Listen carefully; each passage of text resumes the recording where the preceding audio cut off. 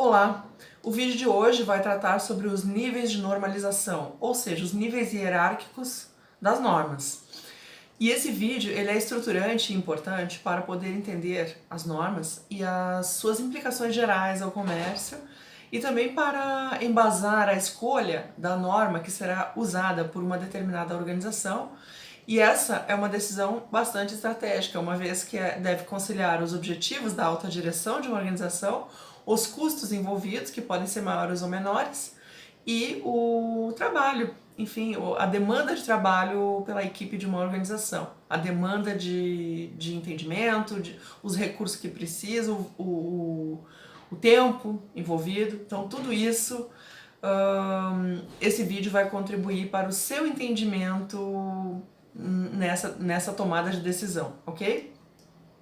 Então, normalização é o nome da atividade sistematizada que vai resultar na elaboração de normas. Ela é executada por organismos que contam com a participação de outras representações das partes interessadas no assunto objeto de uma determinada atividade de normalização. No caso aqui de alimentos ou bebidas, seriam autoridades sanitárias, representantes de associações de direitos de consumidor, representantes de empresas e por aí vai.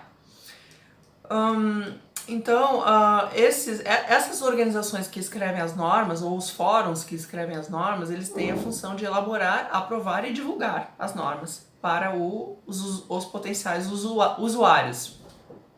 Eu vou falar mais sobre isso em um outro vídeo. Então, vamos falar então agora do assunto desse, que é os níveis de normalização, que são de 3 a 5 níveis. E eles costumam ser representados por uma pirâmide, onde elas mostram os níveis e também os organismos que representam, que atuam nesses níveis. Então, o primeiro nível é o nível internacional, que é aquele que alcança vários países do mundo ao mesmo tempo.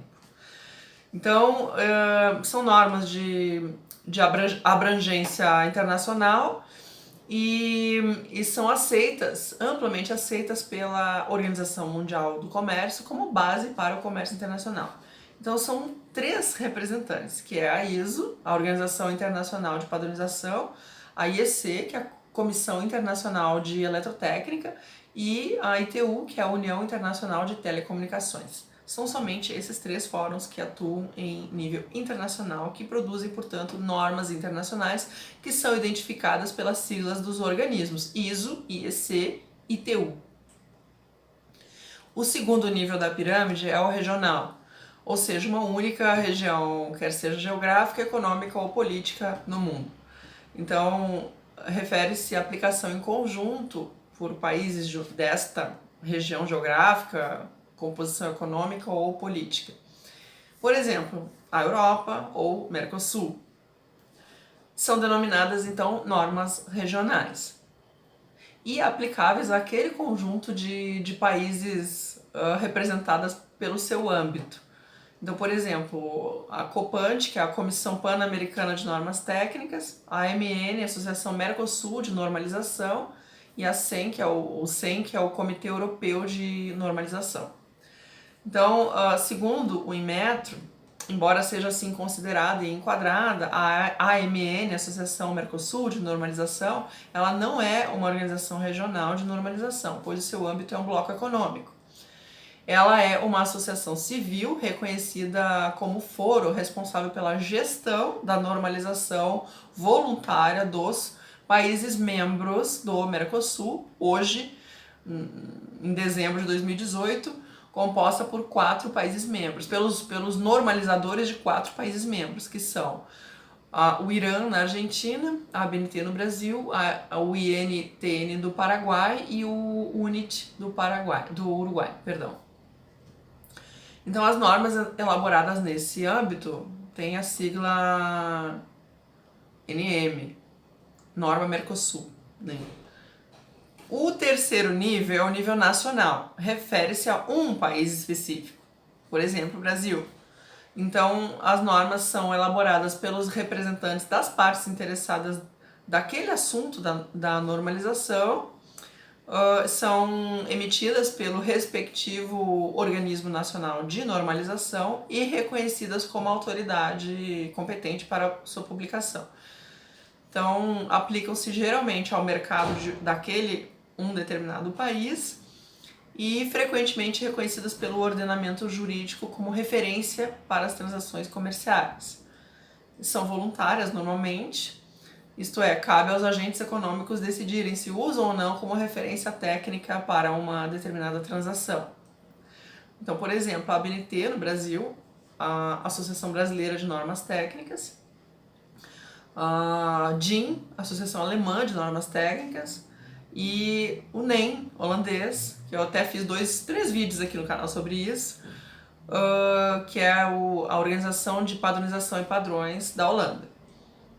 O quarto nível é de associação ou de normas setoriais.